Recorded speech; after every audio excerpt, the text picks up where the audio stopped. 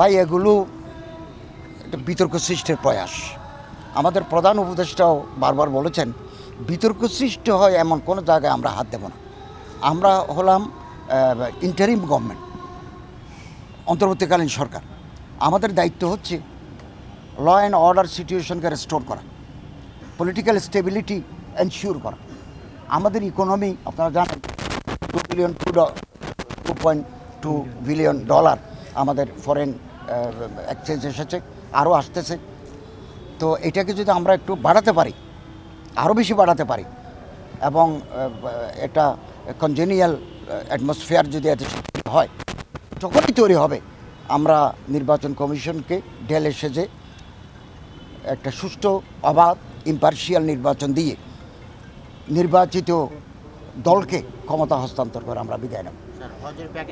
মাদ্রাসার ছাত্রদেরকে এই পূজার সাথে সম্পৃক্ত করলে তারা মন্দির পাহারা দেবে, কেবল ষষ্ঠী থেকে নয়, এখন থেকে দেবে, এবং এই কার্যক্রম শুরু হয়েছে।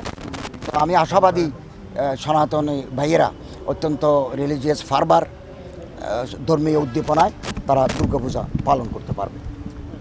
আমরা তো নাশকতার আশঙ্কা পোষণ করি না। আমরা প্রতিটি জায়গায় পুলিশ নিয়োগ করব, স্ট্রাইকিং ফোর্স থাকবে। আমি আইজিপিকে বলেছি, মিটিংয়ে বলেছি যে আপনি স্ট্রাইকিং ফোর্স দেন যাতে কেউ করতে না পারে, এবং লোকাল মানুষকে ইনভলভ করতে হবে।